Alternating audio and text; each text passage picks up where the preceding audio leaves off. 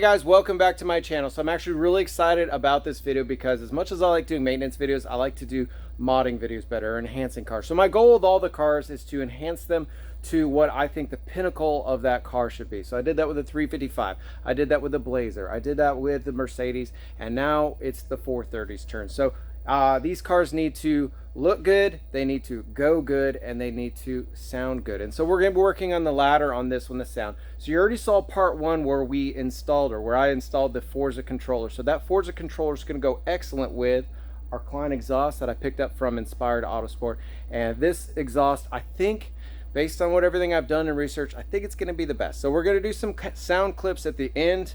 Don't fast forward there yet, but before and afters, hopefully there'll be plenty of them that you guys can make your own decision on this. So I came from the 355, of course, and that thing, and it's not just me saying this, that thing sounded amazing. And it was pretty much understood. There's a lot of different exhausts for that, but by hands down, a Capristo on that is just heaven. So the problem is the Capristo on this, at least my personal preference, did not sound very good. Neither did the Tubies, and the factory exhaust just doesn't sound good. It sounds kind of, I don't want to piss anybody off, but it's not what I want it to sound like. So it came down basically to two exhausts, the S-Line and the KLINE exhaust. And the main difference between the two, and we'll come over here and look at it real quick. The main difference between the two is valve. So they both pretty much have this section here identical. It's just a kind of an X pipe, but the S-Line just says that there's no muffler at all. This one allows the exhaust to go in through this for the same sound, or through the muffler. So that's what it is in theory. We're going to hear it, and hopefully we get a nice high-pitched sound. So in this video, guys, you're going to get to see how to do this yourself. It's not that hard of a job. I think any basic mechanic skills will be sufficient to do this job. So we're going to install it, we're going to test it, and see what it sounds like. So while looking for this exhaust, I think I watched no fewer than like 10,000 video clips online trying to find which exhaust that I like the best. So the search is always kind of frustrating because it usually takes a lot of time, but I actually found a company called InspiredAutosport that really helped me through this process. They talked to me, they worked with me personally, and I was actually very impressed with the way they did it. So the cool thing about them is you can either just go and buy a part from them.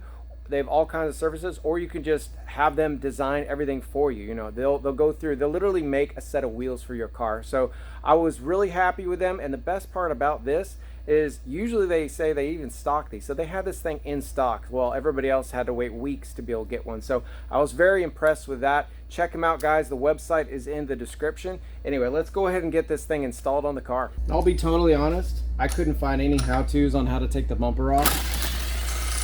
So you and I are going to be figuring this out together. I am 99% sure that it involves taking the wheels off. So we'll start there.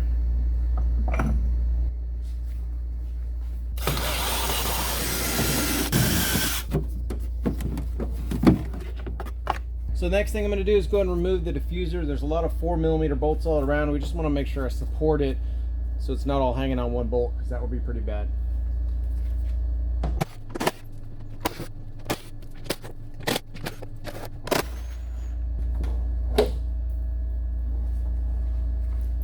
All right, so now that we got the diffuser off, we can kind of see what's going on here. So this bracket looks like it has broke. It's broke before. So this is probably one of the most common issues on the 430. You can find it all over the forums.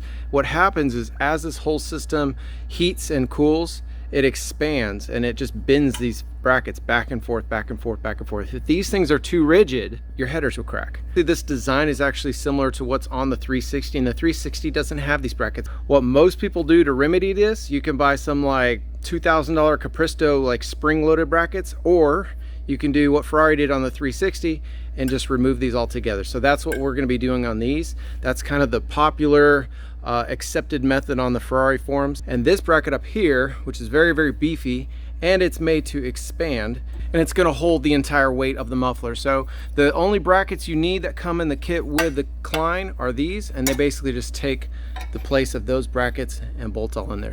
All right, so we're back up top. I had to remove the panels that I removed the other day when we installed the valve controller. They just come out pretty easily. We have to unplug the main harness. So see this line? This goes to all your lights that are on attached here. If you follow it, kind of zooms back down here. Can't get the camera down there, but right there is the plug. So unplug that. Undo the 10mm bolts that hold the challenge grill on. We're gonna get the outside bolts on the bumper first, and then we'll move to the inside one, since you can get those easier from up top. I don't know if easier is a word or not, but I just used it.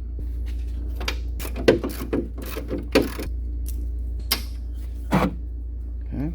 After removing the inside bolts, we can get the outside bolts, and then we're gonna go to the other side and just do the exact same thing. It's nice to see that Ferrari is the exact same design they had on the 355. All right, over here on the passenger side, I wanted to show you something. Two things. A, it would have been really easy to do the plug from over here. B, those are the two bolts, but you see behind there, there's some really thick sets of washers. Those are your bumper shims, and it's really important that you kind of keep those together, because they're what sets kind of the distance on your bumper forward and back. Just kind of record how many there are in each place. Take a good picture. All right, now back up top, we can go ahead and there's a clamp on these, but they pull off really, really easily. All right, so now we're just gonna undo the last 17mm. And then the bumper should be free to come off. All right, so I was about to pull the bumper. I found a couple things. A, there was a couple washers here on the back of the screws that I needed to take off. And then this part, this kind of, I don't know what it is, so you can't see the muffler for some reason. It's bolted here, and it happens to be bolted right there. So, and this part does not come out. So we got to do one more thing. This is the parking sensor issue. So this loom that comes from right here comes up here, and there's a plug right here. That plug is snapped into that hole. So you're going to have to pull this out and then unplug it, and then you should be clear. And then everything should come out all in one piece. All right, so just carefully back it out. Hopefully you have no more snags.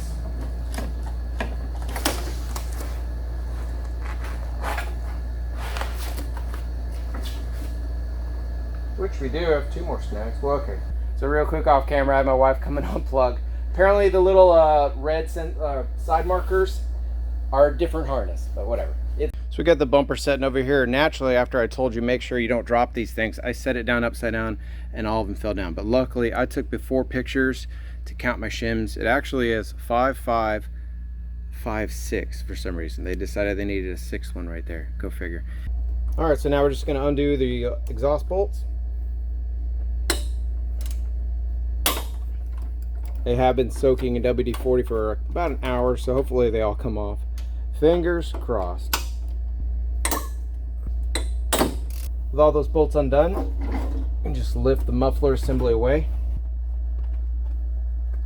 Oh my gosh, this is heavy.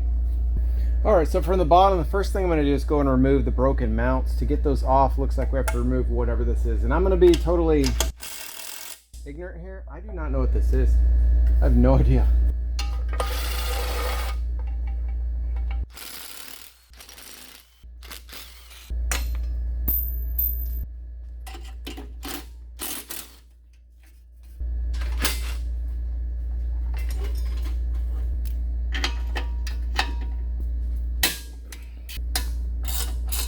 And then just loosen the bolts that hold on the main spring.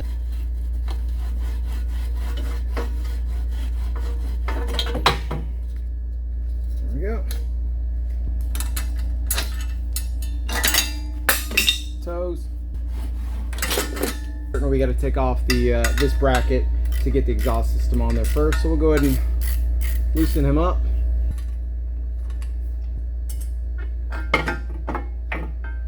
All right. So I think we slide the exhaust in here like this, so fingers crossed. So now it is time to install our system. So it's actually gonna be pretty easy. What I'm gonna do, loosen these clamps all the way, and we're just gonna slide the system on there. I'm gonna support it with an exhaust jack as we start to tighten down. Then we're gonna add these. The only thing different I'm doing is that the kit didn't come with lock washers, and so I've added lock washers to the hardware that came on the kit. So sweet, let's go and get this on there. All right, so I'm sure one of the questions I'll get, and I'm very curious of, how much does each system weigh? All right, we got 60 pounds exactly on the dot. And now the Kline, zero that out.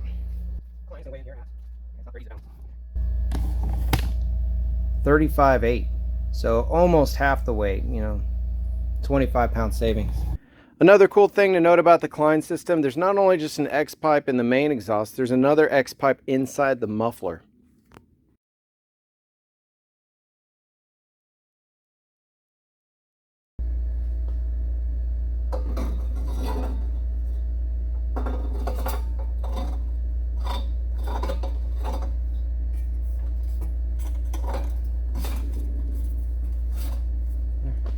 All right, now we're going to put the bracket back on. Who would have thought Ferrari had a leaf spring? Now we're just going to use the original hardware for the brackets, but with the Kline brackets instead to install it.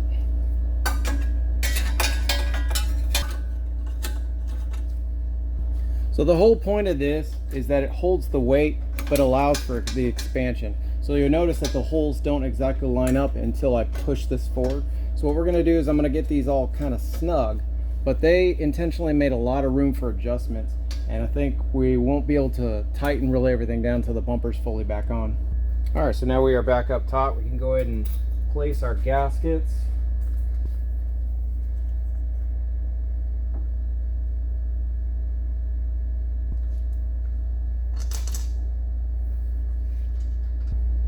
Remember, I left the brackets loose on the bottom, so that let me be able to slide it upwards, so it kind of sits flush against this flange. Now, no need to strain, but we do want to make sure they're nice and snug. Okay, so now the exhaust is on there. It is fully tightened on these brackets and these brackets. It's loose still, however, on the spring brackets here. So that allows to move around, and also on the slip joint. So what we're gonna do now, it's time to put the back bumper back on. After the bumper is on there, but before we put the diffuser on, that is when we're going to do the tip adjustment. Make sure they're exactly centered in the holes. All right, just work very slowly, gently. Carefully line up the holes and let it slide all the way through. Just make sure you're not pinching any of the tubes, and it should all line up. Now all we got to do is start our bolt. All right, so the next thing, we need to set all our body gaps. So you see there's gap, gap. You can actually move it side to side. So we got two things we can do before we tighten these 17mm bolts here. So let's go ahead and make it left to right correct, and then we're going to lift it up and set these gaps here. So the best way to do it is literally just to eyeball it. Best, because that's what you're going to judge your body lines by anyway. All right, now we move on to the side body gap. So go ahead and install the metal plate and the two nuts, and this one's actually really easy to set. Just kind of move it around till you get it till you're happy with it, and then tighten them down. And I'm just using this to do it really quick. Then I come back with the ratchet and make sure they're at the right tension. So we're just going to come and push this one in about here. All right, that looks pretty good. So now we need to adjust the tip. So everything is loose right now. You can see that we're moving up and down there, and then we can move forward and back here. So the first thing we're going to do is do the forward and back. So I can kind of see, I mean, it's gonna be hard to show you guys, but like you can see how much they stick out here to here. So we're going to lock them down, match the other side. Once we're happy with it, we'll crank all that down, and then we're going to set the, you know, the left right.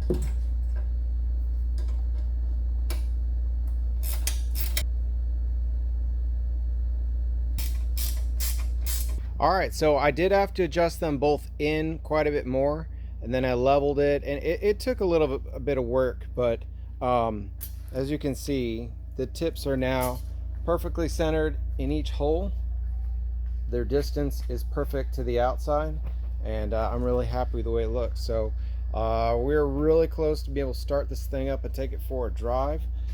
As you can see, it looks pretty good in there. It actually sits so much lower in here. Hopefully that doesn't heat these boxes up. I want to make a heat shield that goes along here, and hopefully that'll kind of cut down, because I took some temperatures a couple days ago and these things are almost 180 degrees just, you know, driving around. That is what the Kline looks like installed.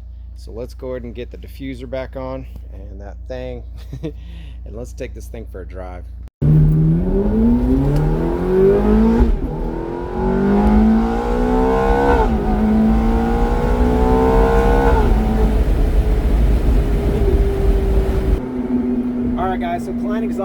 installed on the car and it sounds great.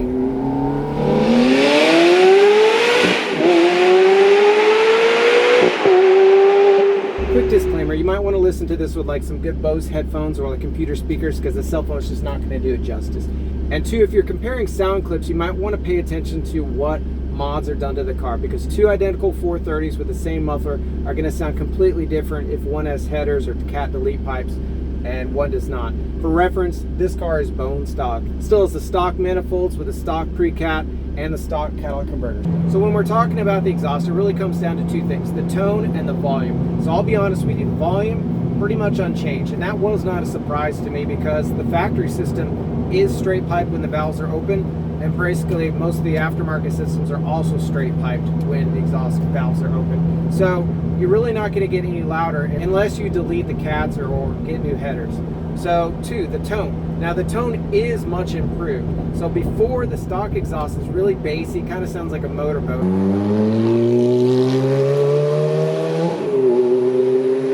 And that's one thing I didn't like about it. My goal is something close to a 355. So the tone is much improved. It is much higher pitched. It's cleaner. I really am happy with the tone.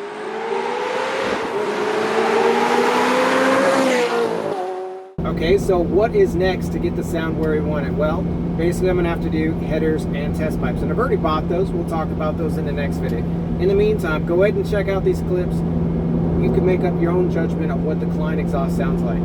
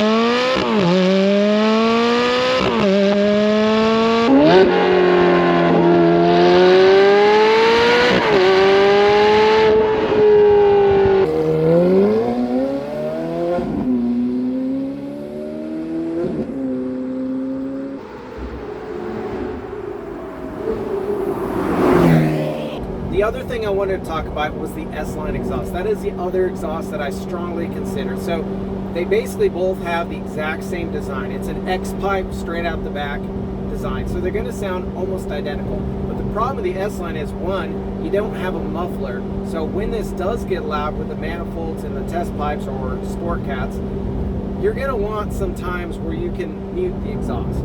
And the S-Line just doesn't have that option. And then two, and this was what made it a hard pass for me, was the dummy tips.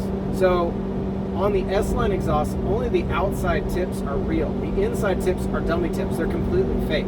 And so that just, I don't know, that just really bothered me. And so on the KLINE, all the tips are real. You're not going to get the uneven, discoloration from the exhaust or anything like that. That was the main consideration I had in my decision to get the KLINE over the S-Line exhaust. I mean, if you want just loud all the time, maybe the S-Line is for you. But for me, I'm really happy with the way the KLINE came out.